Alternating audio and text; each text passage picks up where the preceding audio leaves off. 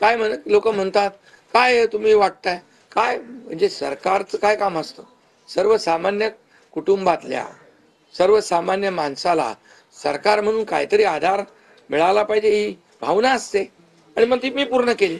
आणि म्हणून या 2.5 वर्षाच्या काळामध्ये मला समाधान आहे, मी खूप आनंदी आणि खुश आहे की या काळामध्ये आम्ही बाळासाहेबांचे विचार घेऊन पुढे गेलो.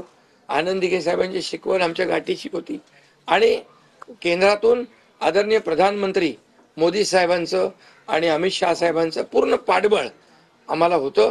कारण मला आठवत आहे जेव्हा आम्ही सरकार बदललं, उठाव केला, त्यावेळेस आम्हाला म्हटलं होतं आम्ही चट्टान की तरह आपके पीछे खडे. आणि मला आठवत आहे की 2.5 वर्ष त्यांनी पूर्ण ताकदीने मागे उभे राहिले, माझ्यासारख्या सर्वसामान्य कार्यकर्त्यावर विश्वास ठेवला.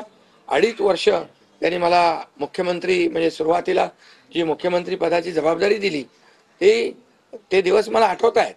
आणि त्या प्रत्येक दिवसाचा प्रत्येक क्षणाचा वापर आम्ही राज्यातल्या जनतेच्या हिताकरता केला. आणि म्हणून मी मोदी साहेबांना अमित शहा साहेबांना देखील खूप धन्यवाद देईन की त्यांनी पाठबळ दिलं आणि योजनांना देखील मदत केली, निधी दिला, अनेक वेळा ते आले. आणि या सर्व 2.5 वर्षाच्या काळामध्ये राज्याचा जो काही प्रगतीचा वेग आहे तो वाढण्याचं कारण एवढंच की राज्य आणि केंद्र सरकार एक विचाराचे सरकार जेव्हा असतात, समविचारी सरकार असतात, त्यावेळेस मात्र राज्याचा वेग प्रगतीचा अतिशय गतिमान होतो. आणि म्हणून हे सगळं जे आपण 2.5 वर्षाच्या कारकिर्दीमध्ये मी खूप समाधानी आहे. आणि मी आपल्याला सांगू इच्छितो की मी काय त्या डिटेलमध्ये जाणार नाही, परंतु आम्ही घेतलेले निर्णय जे आहेत हे ऐतिहासिक निर्णय आहेत.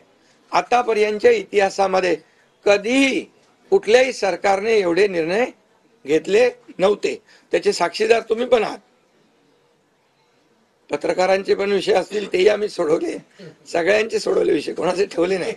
आणि जे महाविकास आघाडीच्या काळामध्ये शेतकऱ्यांचे प्रश्न, सिंचनाचे प्रश्न, जे सिंचनाचे मान्यता, ज्या 4 मान्यता मिळायच्या, दादा भुसे मंत्री आहेत हे, आणि आमच्या काळात 124 सिंचन प्रकल्पाने मान्यता सुप्रमा. त्यामुळे हे जे काय आहे आज मी पाहतोय की प्रचंड असं या राज्याच्या प्रगतीचा वेग. आणि लोक म्हणतात काय काय सगळे सांगतात राज्य कुठे गेले, राज्य 1 नंबरला नेण्याचं आम्ही काम केलंय.